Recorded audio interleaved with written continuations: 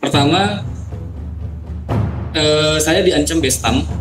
Saya istilahnya itu baru tahu juga pada hari itu. Bestam itu kalau tidak salah bebas tampung. Jadi digambar kali oleh oknum yang menyebut ini, Bestam, kamu akan Bestam karena udah ada 4 LP katanya. Udah ada 4 LP dan saya disuruh hitung. 1 LP kamu harus jalani 4 tahun. Jadi kalau 4 LP, kamu berapa tahun di dalam katanya gitu. Saya disuruh hitung, suruh jawab, dia bilang 4 kali 4 16 tahun. Lalu di salah satu oknum ini juga ini boleh menyebut institusi nggak? Karena kalau saya menyampaikan apa yang disampaikan oleh oknum ini mencatut salah satu institusi lain yang katanya nggak apa-apa, sebutin aja, kita harus berani untuk mengungkapkan kebenaran, Bang. Iya, saya juga di persidangan sudah menyampaikan ini dan bahkan saya sengaja bawa Al-Quran bersumpah di hadapan pengadilan secara online. Saya bersumpah demi Allah bahwa apa yang saya sampaikan benar, termasuk intimidasi yang saya terima pada waktu itu, Bang. Jadi intimidasi lainnya adalah dikatakan ada oknum TNI yang bersedia menghabisi kami dengan bayaran 10 juta. Dan ini tentu saya juga pribadi tidak bisa terima. Karena abang saya juga yang mengurus perkara ini, yang membantu mengurus perkara ini juga seorang TNI kan. Banyak juga keluarga saya yang dari TNI, dari Polri. Dan saya sama sekali tidak percaya kalau dikatakan seperti itu.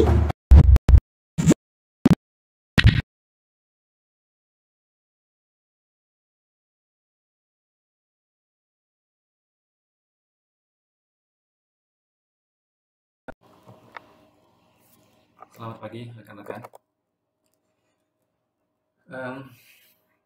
Alhamdulillah, melalui video ini saya juga mengucapkan syukur alhamdulillah kepada Allah Subhanahu wa taala, karena atas izin Allah Subhanahu wa taala saya diberi keselamatan, diberi umur yang panjang dan diberi kesehatan sehingga hari ini saya berkesempatan untuk menceritakan apa yang saya alami selama 8 bulan ditahan, baik itu di RTP Polrestabes Medan selama 5 bulan, lalu 3 bulan di Rutan Tanjung Gusta. Saya terus memantau komentar rekan-rekan pada video-video yang beredar, dan ini merupakan masukan dari salah seorang atau lebih dari netizen di kolom komentar yang ingin mengetahui apa saja yang saya alami ketika mulai awal ditangkap dan ditahan hingga akhirnya saya bebas. Kalau saya ceritakan semua, maka ini akan panjang, maka nanti akan saya bagi menjadi beberapa segmen. Saya sudah mencatat poin-poinnya, ada sekitar 20 poin. Mungkin nanti akan saya pecah menjadi 20 judul, supaya kita tahu poin-poin penting apa aja saja yang saya alami dan saya ingin ceritakan kepada rekan-rekan semua. Yang pertama, saya akan menceritakan mengenai penangkapan dan intimidasi yang saya alami dan rekan saya, Bang Jonian Nainggolan, di tanggal 18 Agustus 2020. Ini video pertama untuk klarifikasi mengenai tuduhan terhadap saya jika saya melakukan pelanggaran Undang-Undang ITE. Ada 3 pasal yang didakwakan kepada kami, dan ini berasal dari penyidik. Ada 3 pasal, yaitu pasal 45A ayat 2 tentang berita bohong atau hoax, lalu tuduhan atau dugaan pelanggaran kedua yaitu pasal 45A ayat 3 Undang-Undang ITE tentang pencemaran nama baik. Lalu ketiga yaitu pasal 14 ayat 1 Undang-Undang tahun 1946 tentang menyebabkan keonaran terjadi di tengah-tengah masyarakat. Yang pada akhirnya, pada tuntutan yang dituduhkan hanya pasal 45A ayat 3 tentang pencemaran nama baik, ya. Lalu hakim juga memutuskan menggunakan pasal alternatif tersebut bahwa kami dikatakan terbukti melakukan pelanggaran Undang-Undang ITE, terbukti bersalah, sehingga hakim menjatuhkan hukuman 8 bulan penjara. yang tentunya ini mengecewakan oknum-oknum yang selama ini tidak suka terhadap saya dan Bang Jonier Nainggolan. Karena kalau kita baca di pemberitaan pada saat kami ditangkap, ancamannya itu maksimal 6 tahun. Dan nanti saya akan ceritakan beberapa intimidasi yang disampaikan salah seorang oknum ketika saya dan Bang Jonier awal-awal ditangkap dan di ruangan penyidik. Saya akan menceritakan, mungkin banyak teman-teman penasaran dan ingin tahu bagaimana sih ihwal penangkapan kami di tanggal 18 Agustus tersebut. Sebelumnya, saya akan menceritakan latar belakangnya kenapa kami ditangkap. Semoga ini menjadi pelajaran tidak saja bagi saya dan Bang Jonier, tapi juga banyak masyarakat, terutama netizen, yang menggunakan media sosial. Karena jika melihat dari banyaknya kasus Undang-Undang ITE, ini benar-benar pasal karet. Sehingga banyak masyarakat, terutama aktivis dan lembaga anggota DPR yang meminta agar undang-undang ini direvisi. Karena kalau rekan-rekan bisa coba lihat di website SIPP PR Medan, cari mengenai Undang-Undang ITE, dari 2-3 tahun terakhir itu banyak sekali. Saling lapor itu ya terjadi. Seperti yang saya alami, dan banyak aktivis lainnya, pasal ini justru digunakan untuk membungkam aktivis yang selama ini mengkritisi dan vokal.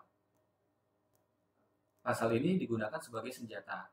Dan bagi teman-teman subscriber saya, terutama yang mengikuti saya sejak lama, mungkin pernah ingat bahwa ini bukan kali pertama saya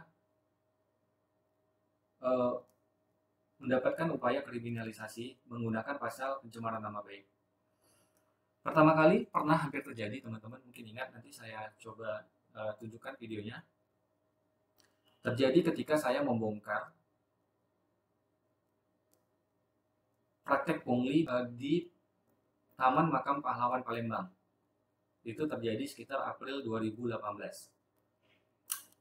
Saya mengikuti sidang bersama korban dan si terlapornya.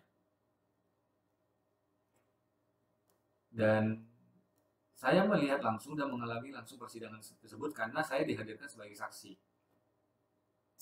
Di situ, 2 oknum dinyatakan terbukti bersalah pada sidang disiplin di Polrestabes Palembang dan dijatuhi hukuman 14 hari penempatan khusus dari tuntutan awal 21 hari. Dan saya dengar mereka juga dimutasi dan mendapat penundaan pangkat kalau tidak salah. Nah, tapi di akun Instagram resmi Lantas Palembang sempat dibuat postingan, nanti saya munculkan di layar, salah satu yang isinya kurang lebih seperti ini. Sidang disiplin tidak terbukti, Kasat Lantas akan melapor balik oknum penyebar video dengan pasal pencemaran nama baik. Itu sempat muncul dan heboh. Tapi pada saat itu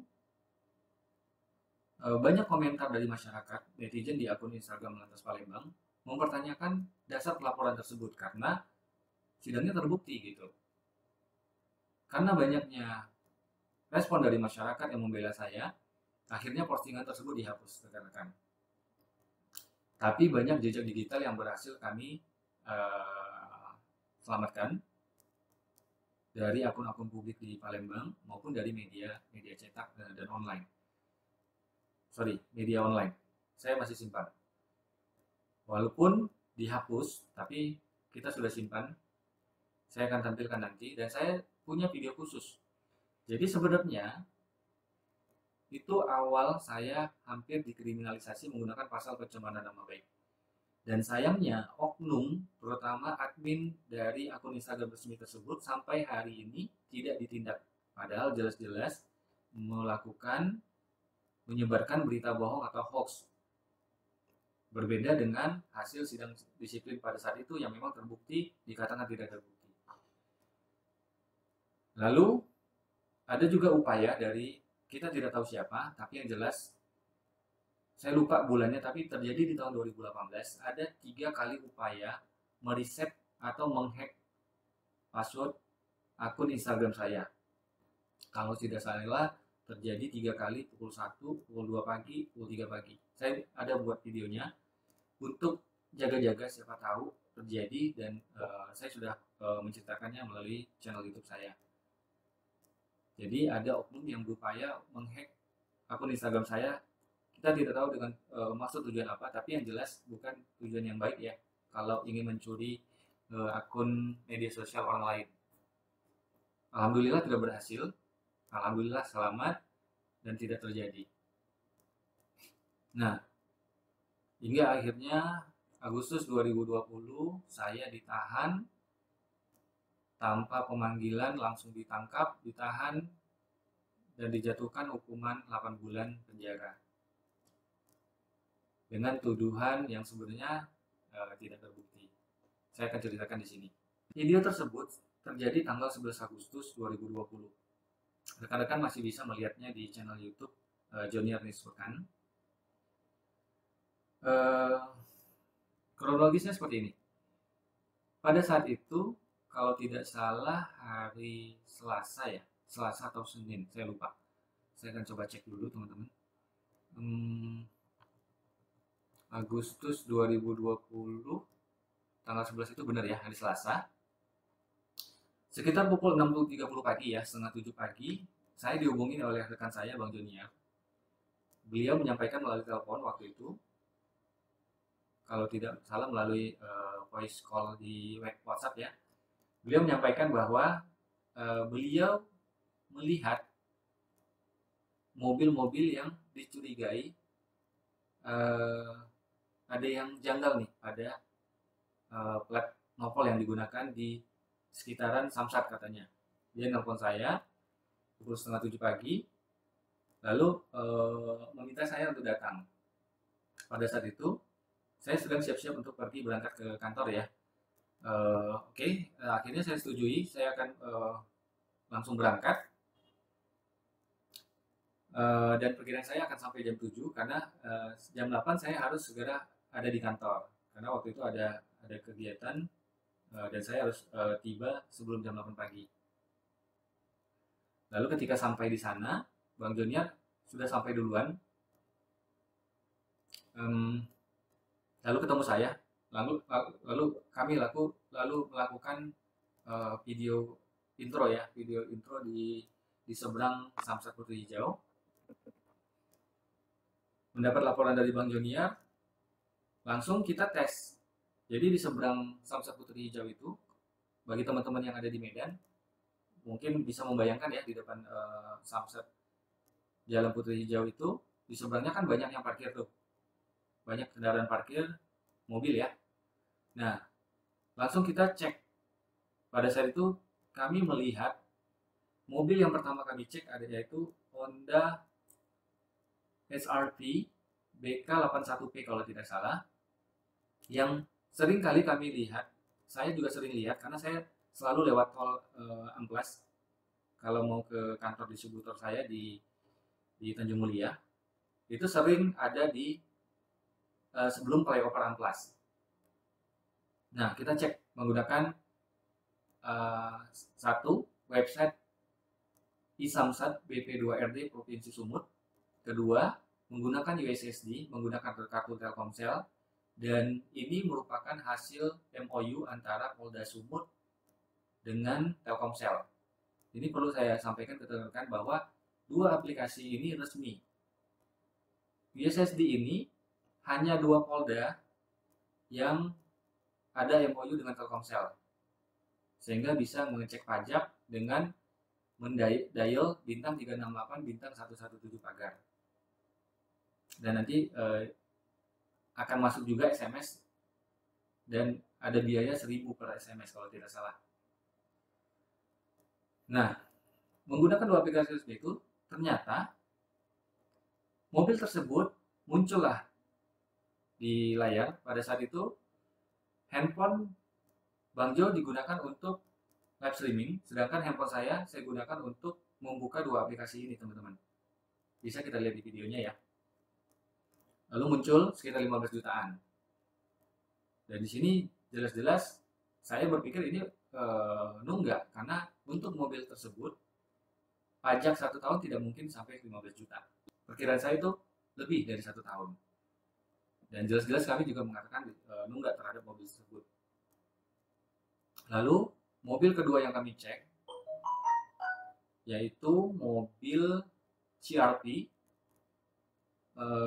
Ada di belakang mobil SRV tadi. Ketika kami cek plat mobil tersebut, ternyata keterangannya muncul di aplikasi adalah data kendaraan tidak ditemukan.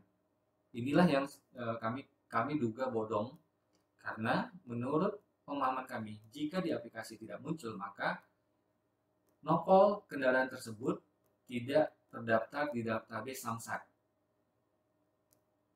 Oke. Selanjutnya, kami berjalan ke samping, lalu ke belakang. Cek beberapa, kurang lebih ada 10 mobil ya, 10 mobil saya cek. Dan Bang Jo, hasilnya ada beberapa yang data kendaraan tidak ditemukan dan diduga bodong. Ada yang plat nopolnya berbeda dengan di aplikasi. Kalau tidak salah di nopol bulan 9 tapi di aplikasi bulan 6 atau sebaliknya, saya lupa. Lalu ada juga yang kalau tidak salah mobil Nissan X-Trail itu pajaknya 34 juta. Silakan rekan-rekan coba analisa apakah ada mobil dengan pajak 34 juta. Walaupun ini mobil masuk kategori SUV ya. 34 juta dugaan saya sudah lebih dari 1 tahun pajaknya dan bisa diduga bodong jika kita mempercayakan itu berdasarkan hasil aplikasi. Lalu ada juga mobil Fortuner putih. Pada saat dicek menggunakan website di Samsat BPRD, hasilnya tahun pembuatannya adalah tahun 1995. Ini lebih aneh lagi, karena tahun 95 itu, seingat saya pada saat itu tahun 95 saya masih SMP, rekan-rekan. Kalau tidak salah saya masih SMP ya. SMP kelas 3. Ya, sekitar SMP kelas 3. Seingat saya di tahun 1995 belum ada mobil Toyota Fortuner. Belum ada Fortuner. Yang paling varian tertinggi Toyota pada saat itu di luar sedan yaitu kalau tidak salah masih bisa jadi kalau nggak salah masih Kijang Grand Extra atau bahkan seingat saya belum ada Kijang Kapsul pada saat itu. Mungkin rekan-rekan yang lebih paham bisa kasih mohon koreksinya di kolom komentar. Nah, dapat dilihat juga di video bahwa kami 7 kali berusaha konfirmasi ke oknumnya. Oknum yang menggunakan mobil SRP BK81P tersebut, kami datangi, pada saat kami tanya justru menghindar. Lalu pergi meninggalkan kami menggunakan mobil patwal. Kalau tidak salah kita bisa lihat lagi di videonya. Dan tapi sebelum pergi, beliau sempat mengatakan bahwa mobil tersebut mobil Kasubdit katanya. Lalu konfirmasi kedua dengan Ibu Nuraini Manalu.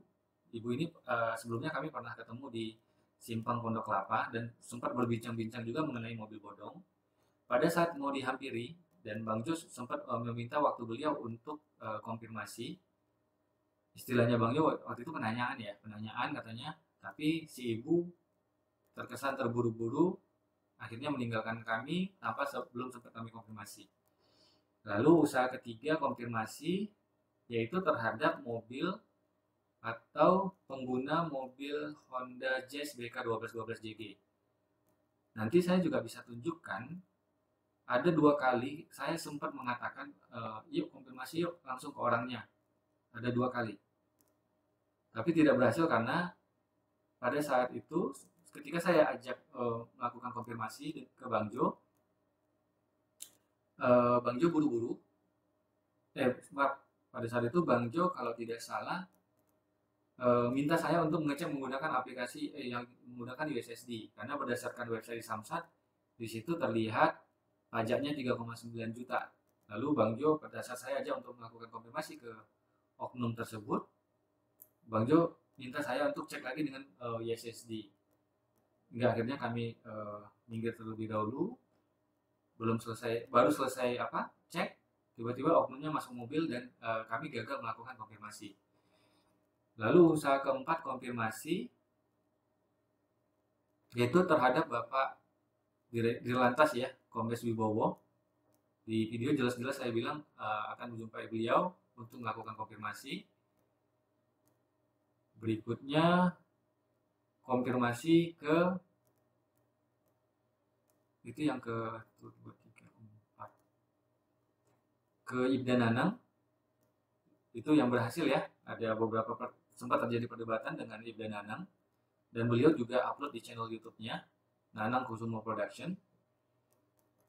Di situ kami sempat menyampaikan hasil temuan di belakang, namun beliau tidak mengindahkan konfirmasi yang kami lakukan, bahkan seakan menyalahkan kami dan seakan tidak mempercayai aplikasi yang kami pakai. Padahal aplikasi itu jelas-jelas punya Samsat BPP RD Provinsi Sumut dan hasil MOU antara Polda Sumut dengan Telkomsel. Nanti mungkin saya akan tampilkan cuplikannya sedikit. Saya lupa konfirmasi yang lain. Nanti saya akan bedah di video saya.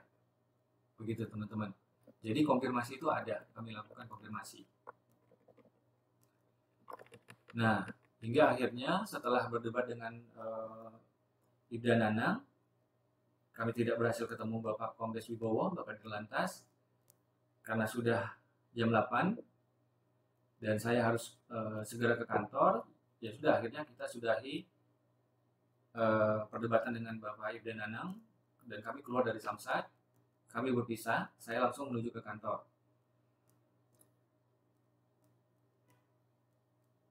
Beberapa hari kemudian, sehari kemudian, kalau tidak salah di tanggal 12, sekitar pukul 3 sore, ketika saya coba website di Samsat itu sudah tidak bisa diakses. Muncul pesan error 404, yang artinya laman website tersebut sudah tidak bisa diakses secara online. Kami juga sempat melakukan sidak di Simpang STM. Ada videonya. Kalau nggak salah tanggal 13, lalu tanggal 16 saya dan Bang Junior untuk kedua kalinya sidak pos polisi Simpang Daulu Sidobedebu. Baru tanggal 18 saya dan Bang Jo udah janjian karena melihat dua aplikasi resmi tadi tidak lagi bisa diakses. Kami tanggal 18 itu atau hari Selasa juga ya, seminggu setelah video tersebut, kami janjian ketemu di kantor gubernur. Lalu sempat melakukan Bang Junior menggunakan handphonenya sempat melakukan live streaming di depan kantor gubernur. Pada saat itu tujuan kami adalah untuk menemui Bapak Gubernur dan memberikan pengaduan atau aspirasi kami sebagai masyarakat mengenai dua aplikasi yang tidak lagi bisa diakses. Padahal aplikasi ini menurut kami penting bagi masyarakat untuk mengecek aplikasi.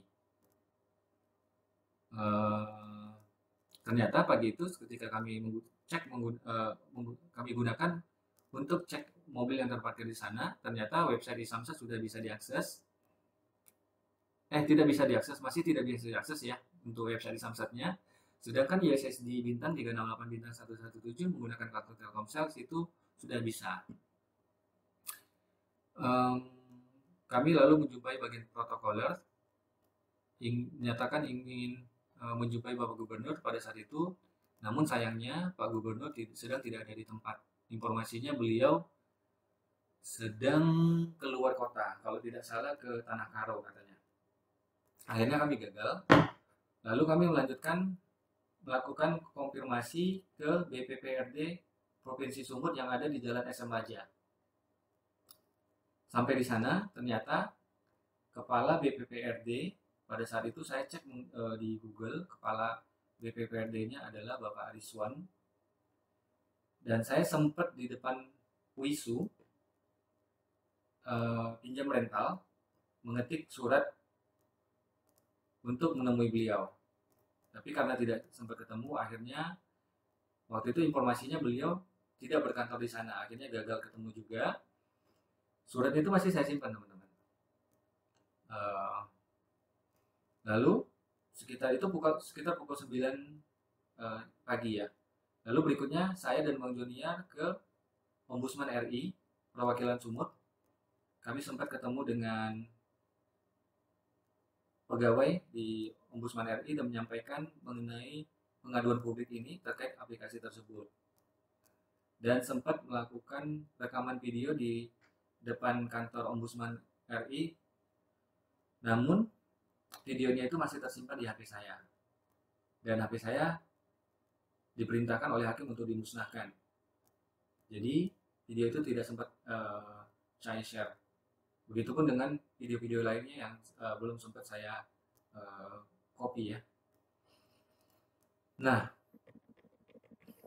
dari kantor Ombudsman RI sekitar pukul 10 lebih ya, 10 lebih, saya dan Bang Joniar ada agenda untuk ikut Ikatan Dokter Indonesia bagi-bagi masker katanya di depan Medan Mall. Cuman karena masih pukul 11 dan agendanya itu pukul 1, akhirnya kami cari tempat untuk istirahat terlebih dahulu. Pergilah kami ke Kopinetik di Jalan Cikditiro, di belakang kantor gubernur. Karena motor Bang Jo masih terparkir di parkiran kantor gubernur. Nah, baru beberapa menit duduk, tiba-tiba datang beberapa orang. Yang paling depan masih muda, langsung menyalamin saya dan senyum. Sempat saya pikir itu adalah subscriber, karena ada beberapa kali yang subscriber yang mengenali saya seperti itu. Sempat saya berpikir bahwa itu subscriber ya. Tapi tiba-tiba mengeluarkan surat, ada rekamannya, ada salah satu oknum yang merekam dan mendokumentasikan kejadian tersebut.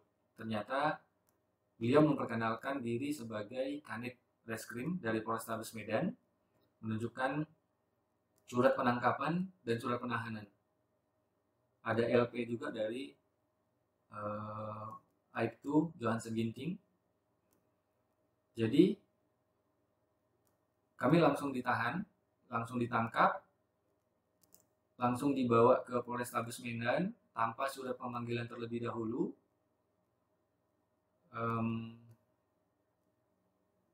Banyak barang-barangnya saya yang disita, kamera semuanya kebetulan saya bawa, satu tas itu disita. Saya juga pakai backpack yang biasa saya pakai ke kantor, isinya ada laptop inventaris kantor yang biasa saya gunakan, dan juga handphone ya yang disita. Akhirnya kami dibawa ke Polrestabes Medan sekitar pukul 11, teman-teman. Akhirnya jam 11 pagi tanggal 18 Agustus 2020 kami langsung ditangkap dan dibawa ke Polrestabes Medan. Yang bawa mobil saya pada saat itu adalah Kanit Reskrim sendiri.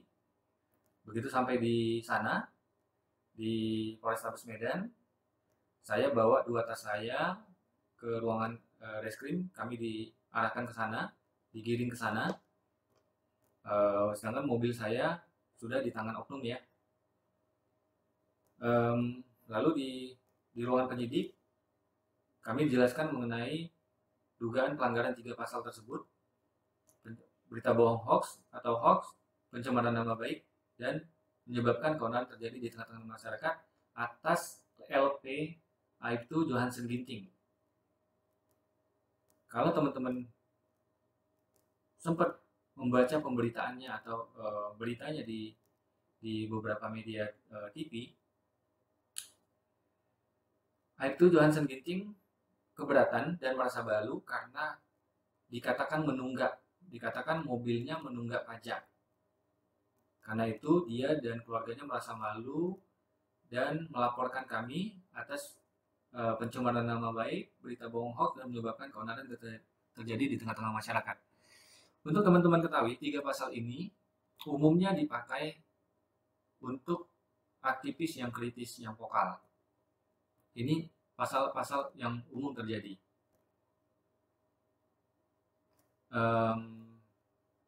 Untuk berita bohong hoaxnya itu ancamannya 6 tahun ya.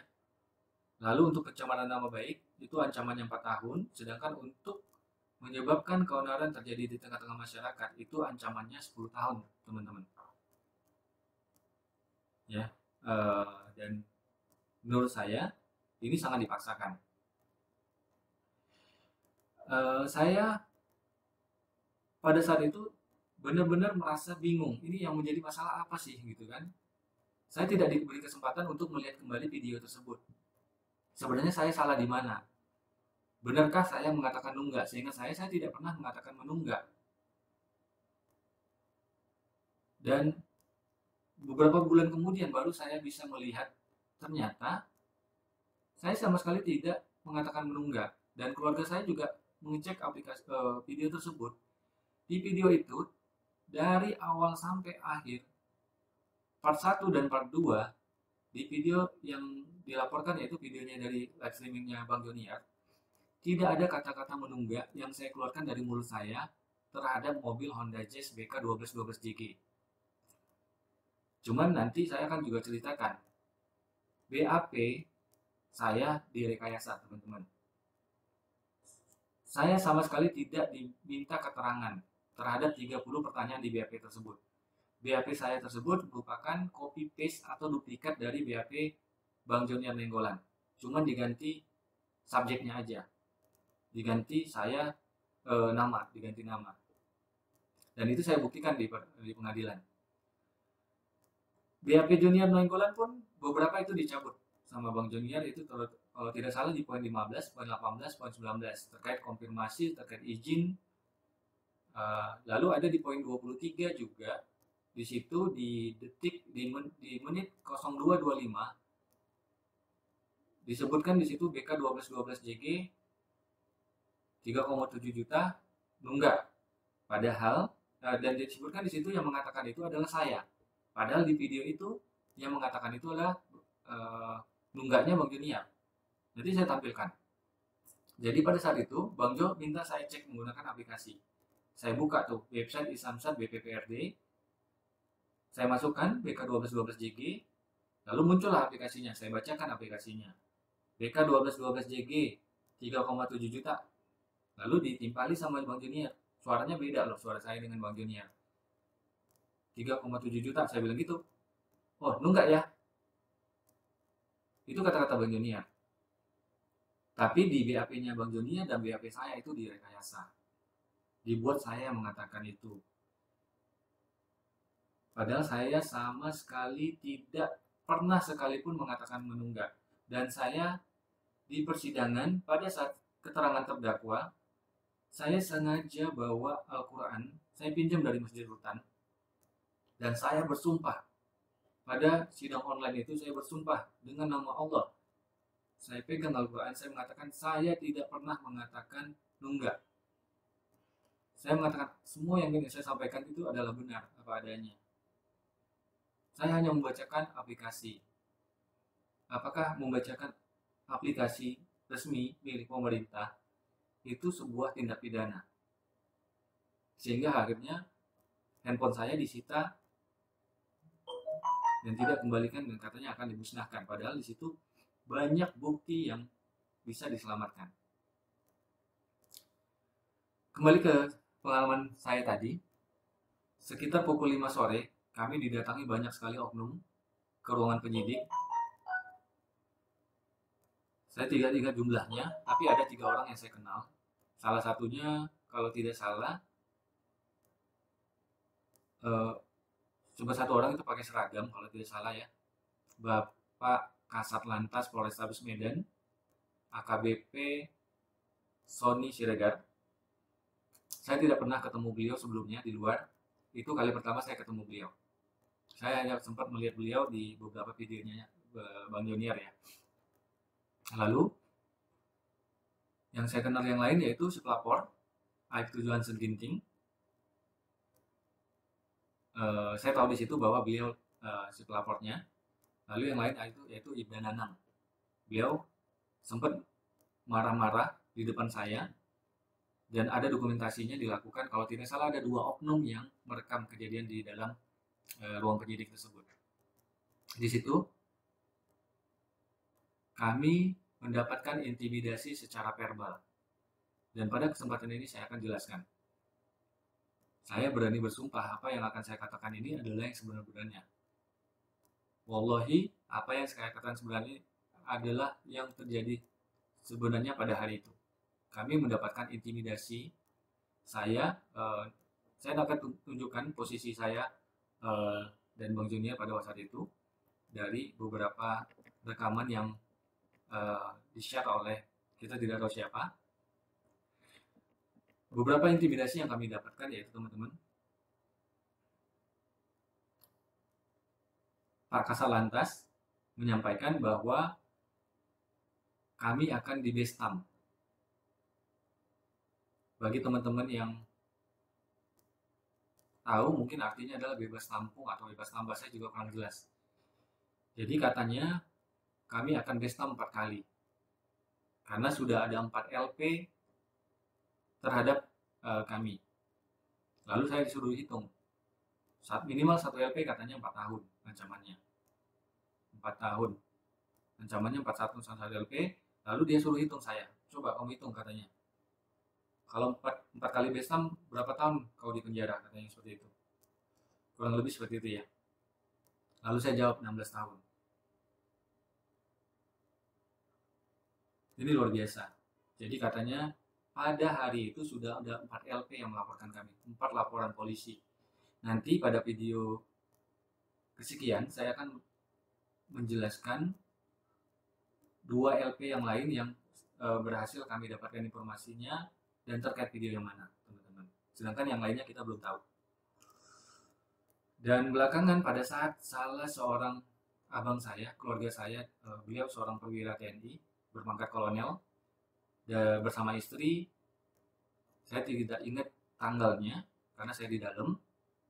Beliau menjumpai Kasat Reskrim dan akhirnya bertemu dengan Kasat Reskrim di ruangan Kasat Reskrim ya. Di situ informasinya sudah ada 6 LP, teman-teman. 6 LP, bayangkan. Jadi kami itu diancam 6 kali 4, 24 tahun akan di penjara. Itu ancaman pertama. Lalu yang lebih parahnya, ini saya sudah ceritakan dengan abang saya yang kolonel TNI ini. Saya sudah ceritakan mengenai ancaman yang ini karena ini menyangkut membawa-bawa institusi TNI. Selama ini kami tidak pernah ada masalah dengan TNI. Tapi salah satu oknum mencatut TNI dan saya sendiri secara pribadi tidak terima. Saya tidak percaya bahwa TNI akan mau menghabisi kami. Karena katanya ada, saya katakan di sini oknum. Katanya ada oknum dari TNI yang bersedia menghabisi kami dengan bayaran 10 juta. Oknum itu mengatakan seperti itu di hadapan saya dan Bang Jonier.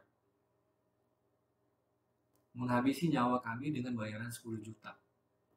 Dan bahkan dia menanyakan ke saya, kamu lihat nggak ada mobil yang muter-muter di depan rumah kamu, katanya seperti itu. Saya katakan, saya nggak pernah lihat, saya bilang. Ini saya sendiri tidak terima, saya tidak percaya, saya tidak hanya cinta Polri, tapi saya juga cinta TNI. Saya tidak percaya ada anggota yang bersedia menghabisi kami dengan bayaran 10 juta. Ini sangat tidak dipercaya dan ini adalah pencemaran nama baik. Dan saya sudah sampaikan ke abang saya yang kolonel TNI tersebut. Mudah-mudahan beliau akan mengambil tindakan atas perkataan oknum tersebut. Ya, memang kami tidak punya bukti, tapi saksi saya ada di sebelah saya, yaitu Bang Joniar Nainggolan. Pada saat itu ada 2 oknum yang merekam menggunakan handphone mereka, tapi kita tidak akan bisa mendapatkan rekaman tersebut. Lalu itu ancaman kedua, teman-teman. Ancaman ketiga, kami akan dimasukkan ke sel yang sudah terjangkit COVID. Semakin mengecewakan karena kami ini masyarakat yang cinta Polri, tapi kami diancam seperti itu, seolah-olah akan dihabisi, sengaja akan dimasukkan ke blok yang sudah terjangkit COVID. Tujuannya apa? Supaya kami kena COVID, sehingga kami akan meninggal di tempat, akan meninggal di penjara sehingga tidak bertemu keluarga lagi. Kita tidak tahu maksudnya apa, tapi itulah yang disampaikan oleh oknum. Lalu oknumnya juga ada menyampaikan, oknum ini, beliau ini bertanya ke anggotanya, sudah berapa kali kita bahas meetingkan orang ini, katanya gitu ya. Wah, terus kata si anggotanya, wah sudah sering kali ladan, katanya. Gitu ya. Coba pikirkan, kita pikirkan kira-kira maksudnya apa. Lalu salah satu oknum yang lain datang dan menyampaikan kepada saya bahwa handphone saya sudah di-tapping 2 minggu yang lalu. Sejak 2 minggu yang lalu, handphone saya sudah disadap, katanya. Padahal saya bukan teroris, saya bukan DPO, saya masyarakat biasa yang membantu menjaga nama baik Polri.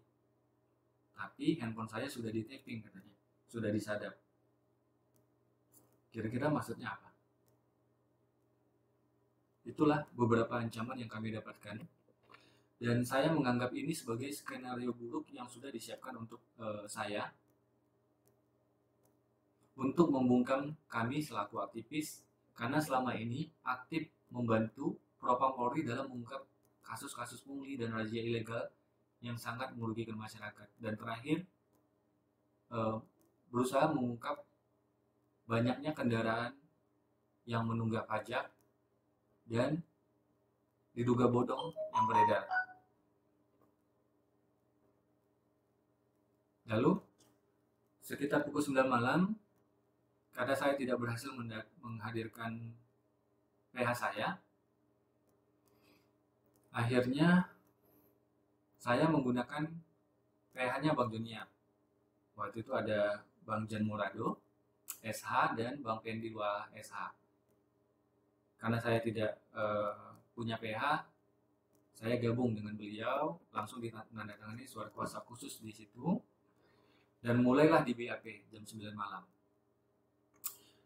Terus terang, kondisi fisik kami sudah lemah, karena kami sudah ditangkap dari jam 11 pagi, jam 9 malam, dengan sebelumnya sudah didatangin banyak oknum dan diintimidasi secara verbal, keadaan tertekan.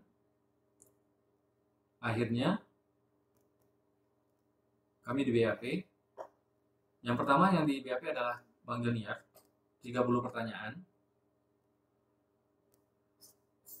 Setelah Bang Joniar, saya melihat kok tiba-tiba penyidik langsung ngeprint setelah mengganti sedikit ya. Saya duga itu mengganti hanya di bagian nama, dan langsung menyodorkan BAP ke saya, minta ditandatangan. Saya protes ke PH yang baru ini ya, saya protes, Bang, ini kok minta langsung tanda tangan, saya kan belum ditanya, belum diminta keterangan, saya bilang seperti itu. Lalu PH saya bilang, udah nggak apa-apa, nanti akan ada BAP kedua, katanya. Itu yang saya ingat, beliau mengatakan seperti itu. Bener ya Bang, aman ini, kata saya tanya seperti itu. Iya aman, katanya. Oke, karena kondisi fisik saya sudah capek, kondisi kami juga tertekan, kami juga sudah mendapatkan intimidasi, dengan banyaknya bayangan-bayangan buruk terhadap apa yang akan kami alami nanti, akhirnya saya menandatangani BAP tersebut, teman-teman. Pemeriksaan akhirnya berakhir sekitar pukul 2 pagi. Pada saat itu, PH kami minta untuk langsung membuat surat jaminan dan surat penangguhan penahanan. Langsung hari itu juga adik saya minta tanda tangan istri ke rumah, bolak-balik ke Polrestabes supaya saya tidak ditahan, dan Bang Junior seperti itu juga, supaya dilakukan penangguhan. Tapi nyatanya sekitar pukul 2:30 pagi kami langsung digiring ke blok reskrim dan langsung ditahan hari itu juga, teman-teman, sekitar pukul 2:30 pagi dengan kondisi yang lemah. Dan saya sempat melihat adik saya baru terima surat, satu amplop berwarna coklat yang isinya ada surat penahanan dan penangkapan yang dititipkan untuk istri saya. Akhirnya malam itu kami lalui di dalam penjara blok reskrim. Saya tidak, hari itu, malam itu saya benar-benar, pikiran saya benar-benar kacau karena paginya saya buru-buru pergi karena kami sudah janjian pagi itu untuk ketemu di kantor gubernur. Anak saya belum bangun. Ketika saya mau pamitan, mau cium anak saya ingat istri saya melarang karena takut anak saya terbangun. Usia anak saya waktu itu masih umur 3 tahun, teman-teman. Akhirnya saya hanya melihat dari depan pintu kamar, lalu saya pergi. Dan ternyata hari itu saya tidak bisa lagi menggendong anak saya. Masih tercium bau minyak telon. Saya masih bisa membayangkan kesedihan ketika saya masuk ke blok reskrim dan harus tidur di dalam penjara untuk hari pertama. Dan saya membayangkan juga perkataan dan ancaman dari oknum tersebut itu terus terngiang-ngiang. Dalam kondisi saya masih tidak yakin apakah saya benar bersalah, apakah benar saya ada mengatakan nunggak dalam video tersebut. Saya tidak tahu karena tidak diberi kesempatan. Semua barang-barang saya disita, mobil juga disita pada saat itu. Saya melihat kuncinya diserahkan oleh salah orang oknum yang menangkap kami. Dan kunci mobil itu ada di penyidik. Akhirnya semalaman itu saya tidak bisa tidur. Kondisinya waktu itu kami sekitar 12 orang kalau tidak salah. Ukurannya sekitar 3x3 meter ya. Kalau nggak salah ukuran selnya 3x3 meter. Saya tidak bisa tidur sehari. Semalaman saya nggak bisa tidur. Sampai pagi saya bisa melihat dari ventilasi kecil yang ada di penjara itu, matahari mulai, sinar matahari mulai masuk. Baru saya tahu kalau itu kondisinya sudah pagi, karena jam saya tidak ada. Saya biasanya pakai jam itu waktu itu saya lepas dan ada di dekat konsol box di mobil. Dan nanti saya juga akan ceritakan barang-barang berharga saya di dalam mobil itu hilang. Banyak barang berharga saya hilang. Jam saya dan jam istri. Kebetulan jam istri saya itu ketika kami di Pekanbaru habis baterai. Jadi sudah berapa hari ada di mobil, saya belum sempat isi baterainya. Itu jam hadiah saya pada saat ultah istri saya. 2 jam kami masih ada di situ. Lalu ada juga kartu e-tol Brigi saya yang saldonya kalau tidak salah ada sekitar 1,2 atau 1,3 juta. Itu juga hilang. Di dashboard, laci dashboard juga banyak sekali yang hilang barang-barang saya. Banyak item-itemnya nanti saya tunjukkan. Saya akan ceritakan lebih detail pada video berikutnya. Hingga akhirnya sekitar, saya tidak tahu pada saat itu mungkin udah sore ya, baru kami dikeluarkan. Sempat saya senang karena oknum di luar itu sempat bilang seperti ini, Ya ini Edward, Junior Nenggolan, ayo pulang katanya, keluar bawa barang semua, jangan balik lagi ya katanya gitu.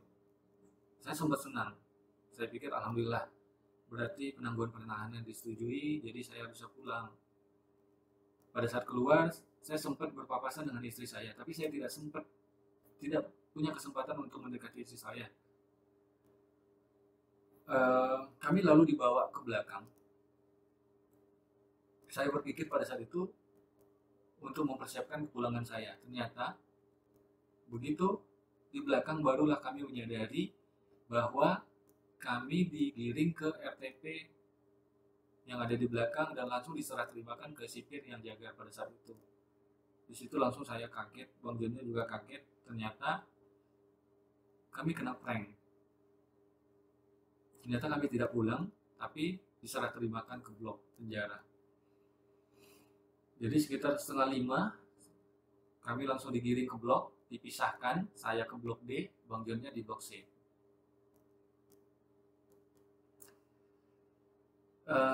Banyak pikiran saya masih berkecamuk, masih kacau. Tapi yang jelas, begitu saya masuk ke dalam blok D,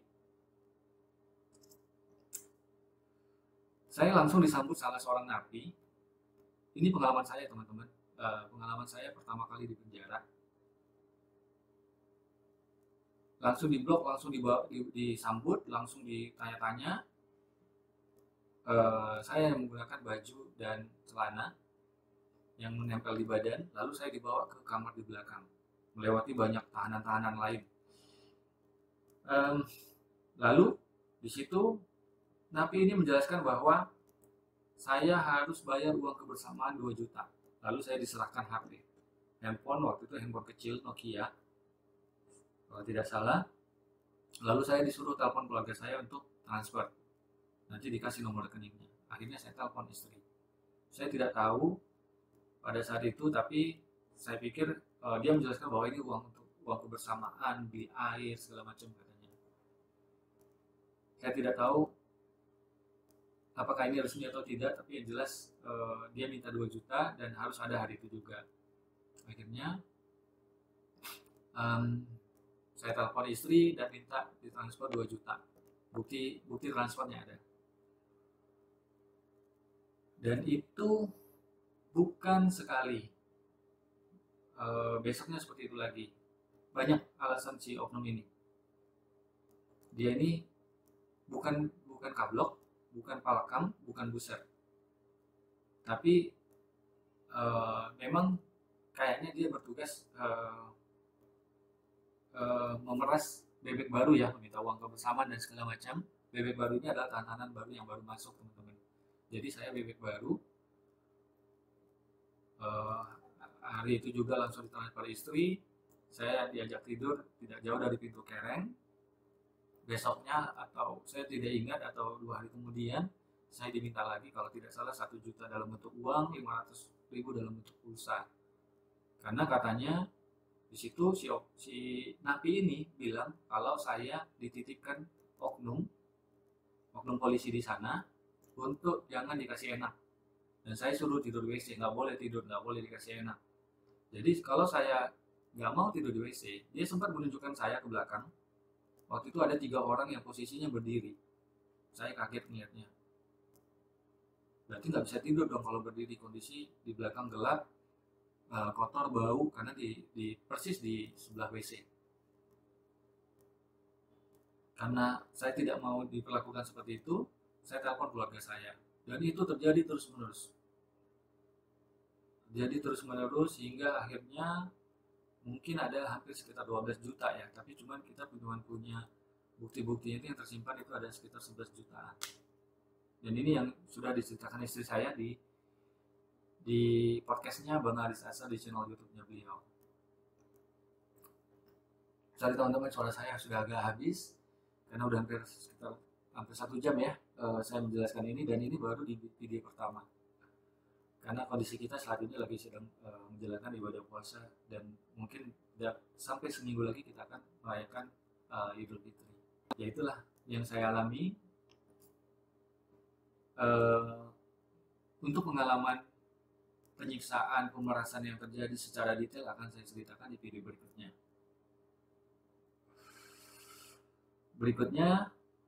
Pada video berikutnya, saya akan menceritakan mengenai video yang katanya menjadi laporan polisi untuk LP kedua, yaitu video saya dan Bang Joniar ketika kami sidak pos lantas Simpang Dolu Sidodebu, yang pada saat itu saya mewawancara korbannya, dan korbannya bercerita bahwa dia digiring menggunakan motornya karena dia tidak punya uang cash. Dia diboncengi oleh si oknum ini berpakaian sipil menggunakan jaket untuk mengambil uang, karena pada saat itu dia diminta 500.000 tapi dia tidak punya uang cash sebanyak 500.000. Akhirnya bersama oknum itu menggunakan motornya mereka ke SPBU. Di sana ada ATM BNI di arah Brastagi, teman-teman. Setelah ngambil uang langsung diserahkan di situ ke oknumnya, dan si anak ini memang pada saat saya minta buktinya katanya sudah terbuang, tapi bisa dimintakan ke bank katanya. Nah, sekitar bulan Januari ketika saya di Rutan Tanjung Gusta, saya didatangi oleh Kanit Reskrim dan anggotanya, 2 orang ya. Kanit Reskrim satu anggotanya, mungkin penyidik. Saya didatangi dan dipanggil oleh sipir ke depan, lalu diminta keterangan sebagai saksi atas laporan polisi oknum yang diinformasikan oleh korban menerima uang tersebut. Jadi oknum ini melaporkan saya untuk pasal pencemaran nama baik atas video saya tersebut tanggal 19 Agustus. Jadi 1 hari setelah kami ditahan. Dan saya diminta keterangan sebagai saksi ini di Tanjung Gusta di bulan Januari 2021. Nanti kita akan bedah di video yang kedua. Ada 2 part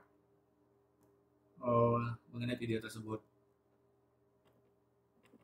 Lalu untuk LP yang ketiga yang berhasil kami ketahui, kami dapatkan informasinya adalah video ketika kami sidak razia di simpang Jalan Zainul Arifin, simpang Sun Plaza Medan. Itu juga informasinya oknum polisi, salah seorang oknum polantas yang di situ melaporkan kami atas dugaan pasal pencemaran nama baik.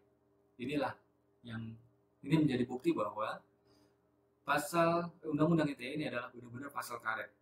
Ya, jadi orang yang diduga, yang dilaporkan dari korbannya melakukan permintaan uang pungli, justru melaporkan kami selaku aktivis yang mencoba membongkar tersebut dan melaporkannya ke Polda. Karena setiap informasi yang kami dapat, kami langsung kirim ke WA-nya Bapak Kapolda pada saat itu, Bapak Martuani Sormin. Lalu saya juga kirim link video itu ke beberapa kontak saya di Polda Sumut. Kontak saya Paminal Polda, ada 2 orang yang biasa menghubungi saya untuk beberapa video, yaitu anggotanya namanya Ricky, satu lagi namanya Ricardo Nababan kalau nggak salah, saya lupa.